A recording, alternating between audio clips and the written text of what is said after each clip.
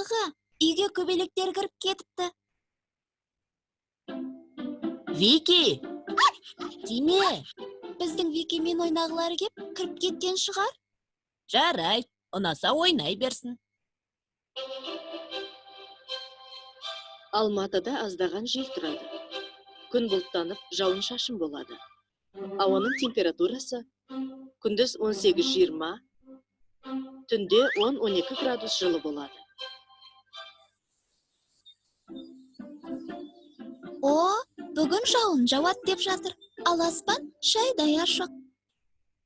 Қазір ашық болғанымен, біраздан соң жауатын шығар. Синоптиктер айтса жауады.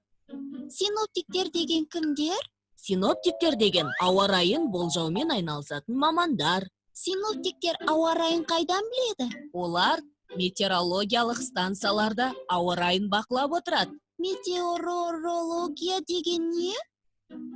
Метеорология аспанды және оның өзгерісін зерттейтін ғылым. Метеорологиялық станция ауа райына бақылау жүргізіп отыратын мекеме. Метеорологиялық станцияларда жұмыс аз шығар.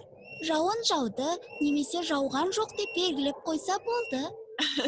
Онда мамандар ауаның температурасын, желдің күші мен бағытын, ауа қысымын, жауын шашын мөлшерін, ауа ылғалдылығын, барлығын өлшеп отырады.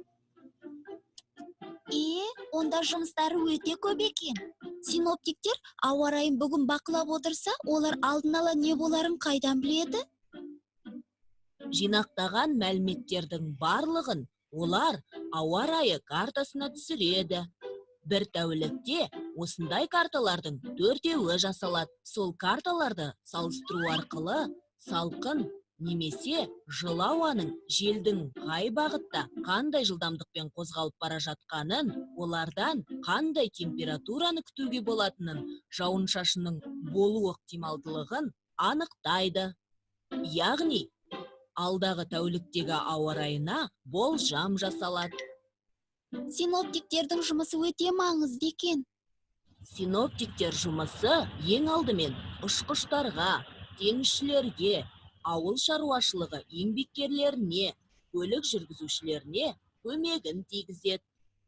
Ауа райын болжап беретін синоптиктердің еңбектеріне рахмет. Айтпақшы, кейбір жануарлар мен жәндіктер де ауа райының құбылуын болжай алатын сезімтал келеді. Енді түсінікті. Жауын жауатынын сезіп, үйге тығылған екен. Қандай ақылды жәндіктер, өздері нағыз синоптиктер сияқты. Міне, тағы бір синоптик ұшып келді.